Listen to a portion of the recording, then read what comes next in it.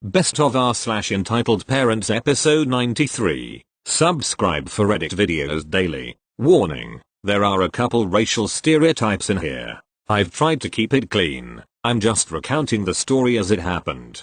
Hopefully this doesn't get auto-modded. Other subs have bumped it instantly, and if there are comments, please keep them civil. I'm not endorsing or validating these stereotypes. 1998. I'm in high school, working retail part-time. This kid, maybe 10 years old, rides his bike in through the front door, and proceeds to ride through the store, with his hand extended to knock shit off the shelves as he rides past. Smart kid. If you want to make a big mess in a very short period of time, that's a good way to do it. Naturally, he's like 80 pounds, so the store manager, a white guy, important later, just grabs the back wheel of the bicycle, which is enough to stop it, and send the kid lurching forward slightly, the momentum forcing him to put his feet on the ground.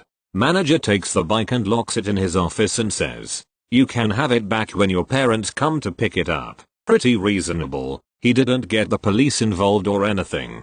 Wasn't looking for the parents to pay for any damages, just wanted them to know what their kid was up to. He was a good guy. The kid's mom comes in and starts screaming about how this was blatant racism. We targeted her son because he was black. She's going to sue us, because we wouldn't have taken a white kid's bicycle. Manager explains, assuming the kid had not told his mom the whole story, that he was riding his bike in the store. Her defense was, "I don't see any signs that say you can't." Fair point. A moronic point, but fair. LOL. He explained her son was knocking products off of shelves and causing damage and making a huge mess deliberately. A defense. Kids are just being kids, they do dumb things. He tells her, "Yes mom, I agree," which is why I wanted him to tell his parents personally, and didn't call the police. She's running out of justifications and excuses, but too agitated to stop trying to argue, even though her position is clearly weakening. This is still racism. You only stopped him because he's black. I bet you've never stopped a white kid riding bikes in your store. Well, that's true. We have never stopped a white kid from riding their bikes in the store. This is the first time it's ever happened. Your son is a pioneer in this activity, but I assure you, in 5 years when riding bikes through stores stops being cool and then all the white kids start imitating it, I'll treat them the same. The kid's mom stood, mouth agape for a moment, realized she was running out of responses before, and definitely didn't have a response to that, and she couldn't help but bust out laughing. Her attitude did a quick 180, and she went from entitled mother to a reasonable person in seconds. No police got involved. Story ended happily for everyone, except me who had to stay 20 minutes after my shift to clean up. LOL. But hey, I got an entertaining show and a whole $3 of overtime, before taxes. Thank you. Next. Backstory. It is one of the busiest Februaries for years, so, understandably the food court was extremely busy. This incident occurred at the McDonald's. It was quite a small space with one wall open to the food court. There were large queues for orders and an even larger horde of people waiting for food. All staff were under large amounts of stress with preparing food and drinks. I was waiting for my order near the counter. Order numbers were being fired out rapidly. About 20 minutes into this, EM's order number was called. She shoved through everyone to get to the front with her toddler, all while shouting at people to move aside. She got to the front, looked at her order, and here's where the fun began. This exchange was between the entitled mother, EM, and a trainee worker, TW. Paraphrasing here due to the chaos at the time. EM, "I'm short of a large Coke." TW looks at her receipt. "No you're not. You ordered 3 Cokes and you have 3 Cokes." EM, "But I ordered 4 Cokes. There is only 3 here." TW points at her order where it clearly states 3 Cokes. "It says here that you only ordered 3 Cokes and you haven't been charged for a 4th." EM, ignoring this, "I paid for 4 Cokes and I only got 3. Give me someone else to talk to." Now here enters the assistant manager, M, clearly frustrated at the chaos and stressed. M, "Hello, how can I help you?" EM, "I ordered 4 Cokes and I only have 3. Give me my 4th Coke now." M, "As my staff have pointed out, there's only 3 Cokes on your receipt." EM, "But I paid for 4 Cokes and I only got 3. What's my daughter going to drink now?" You only paid for 3 cokes and we have shown you that. If you wish for another coke you can always order a fourth one. Reaches over to her left and takes a coke from an order on the counter which is being called for. TW&M try to intervene to no success. She then reaches over the counter to get a straw, viewable through the glass counter, and starts to walk away, pushing through the crowd of customers whilst shouting many times, "This is a terrifying joke. Sorry for errors, I'm typing this on my phone. Thank you." Next. When I lived with my parents, we had a neighbor who was basically like a character out of a TV show. Imagine a mixture of every mean entitled neighbor from your favorite shows, and you've basically got her nailed. She lived with her dad, and her own kids refused to see her because of how she acted. They would only stop by to see their grandpa, and ignored her. We shoveled her sidewalk once for her to be nice, and when we didn't do it again she came banging on our door demanding that we do it for her. We had a community yard sale to help raise money to fix up the local park, and she refused to give any of her profits towards it. My parents opened a small business out of their house, and she got it shut down because she said it was lowering her property value. She lived 3 houses away. Just painting a picture here, so you all get the idea. I mentioned in a previous post that we had a dog, an Australian Shepherd, Border Collie mix. She was full of energy, and loved to run around the backyard. And yes, when she would run around sometimes she would bark. She was a dog, that's what they do. My neighbors on either side of us didn't mind, and in fact loved watching her run around and play. But, apparently this annoyed the heck out of entitled neighbor. She was out trying to relax on her deck, and my dog's constant loud barking disturbed her. She would give us dirty looks constantly, but never once mentioned anything to us. She constantly complained to our neighbor, who told us after the fact. We didn't really even know anything was wrong until one day animal control showed up at our door with the police. We had barely had a chance to say hello to them before and came running down the street to speak to the officers. That's them. That's the animal abusers. My parents as well as my brother and I both looked at her confused. We loved our dog, and barely ever raised our voice to her, let alone abused her. The officer spoke to us. We've had reports about a dog being left outside all day with no food or water, and just barking, disturbing the neighborhood. Do you mind if we come in and check things out? My parents agreed, and the officer, as well as someone from animal control, came in. First thing that happened was my dog basically tackled them because she wanted them to pet her. She loved everyone. My brother pulled her away as they checked out the living conditions.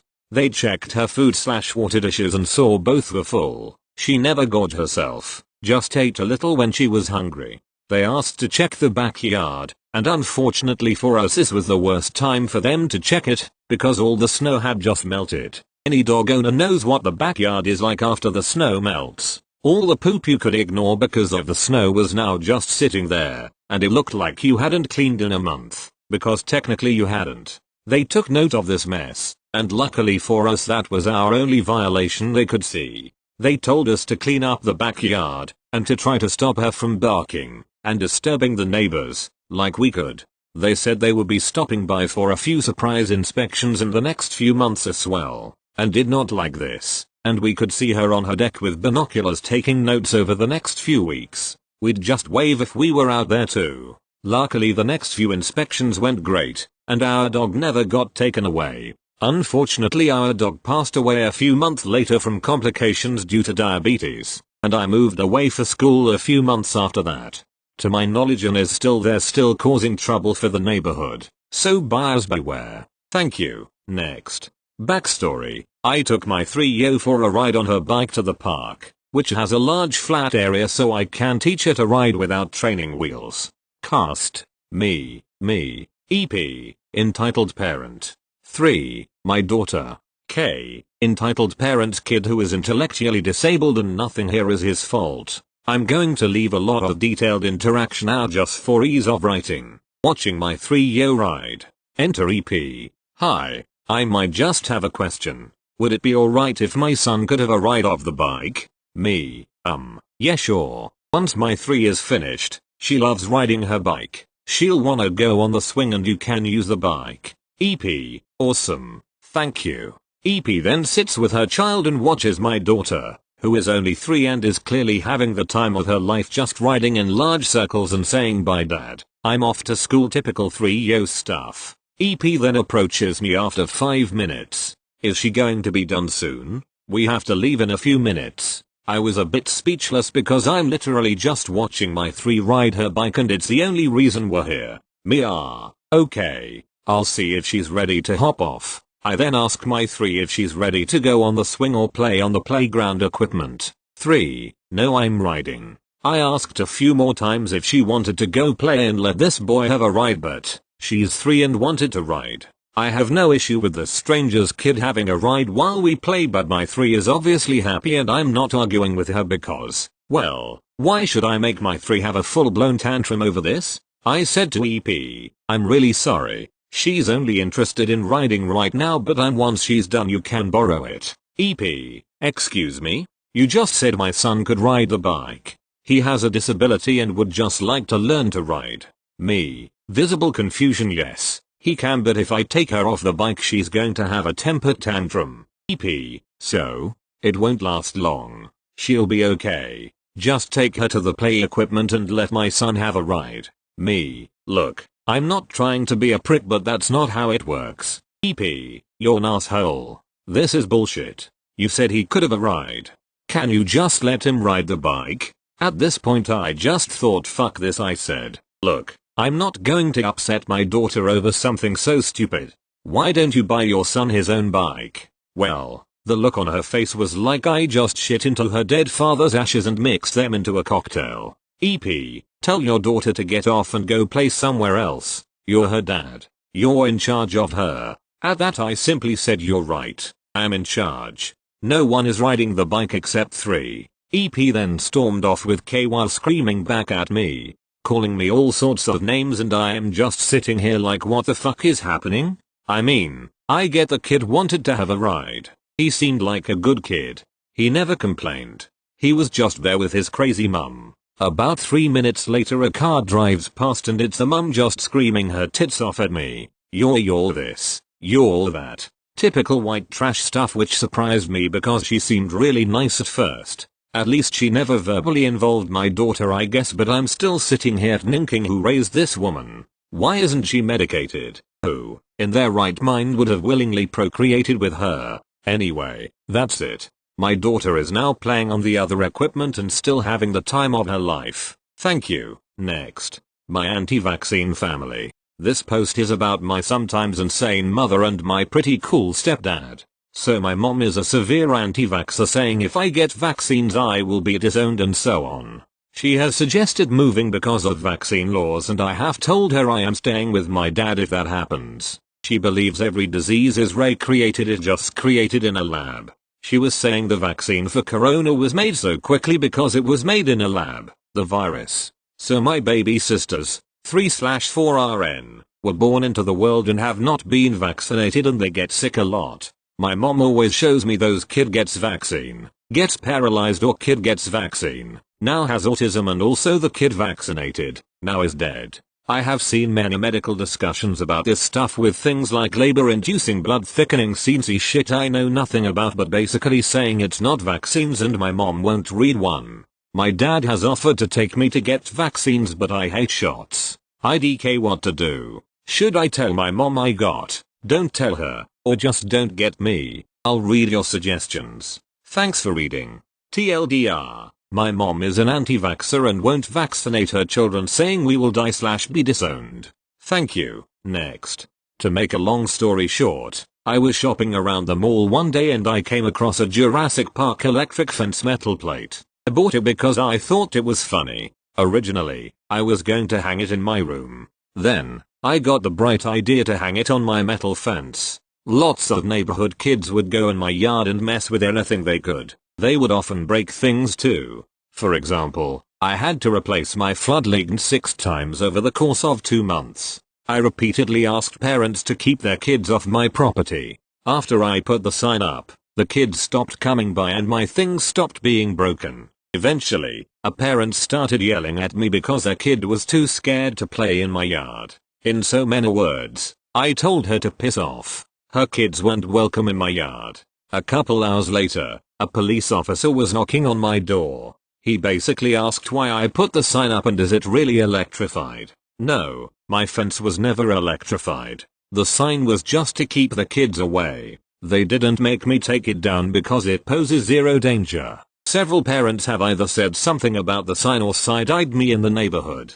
Thank you. Next. EGF is entitled grandfather, EGM is entitled grandmother. My spouse and I were thinking of going to Disney for April vacation. We would spend 3 days. My spouse's father, EGF, said that if we were going we had to take our niece and he would pay for the kids' flight. We were basically told that if we go, we have to take her. My spouse and I are fine with that even though we feel bullied into it. We have family in the state and asked if we could stay with them. My spouse and I are not rich. We live a comfortable lifestyle the best we can with extreme student loans. We are both public service providers. We have bought the kiddos clothes and school supplies knowing that the parents are just digging in more debt. We would pay for the entrance fee, assuming $400, and EGF would pay for the kiddos' flight. The kiddos' parents are in credit debt up to their eyebrows and have 3 kids, a cat, numerous reptiles and other small critters. Fish tanks that the EGM cleans and buys more fish when the entitled parents are too neglectful to take care of and the dish die. And 2. 1 old and untreated sick dog and 1 9-month-old puppy, untrained and unaltered,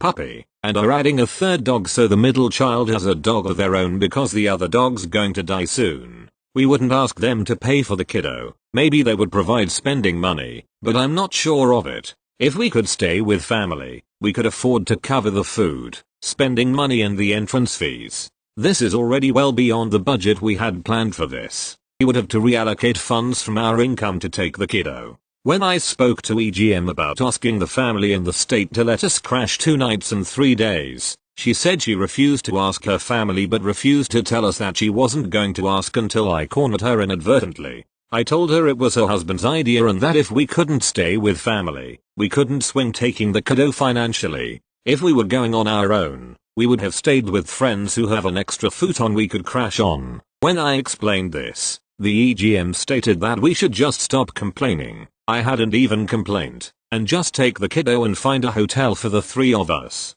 Ultimately, we are being forced to take our relative's kid and pay for their entire trip.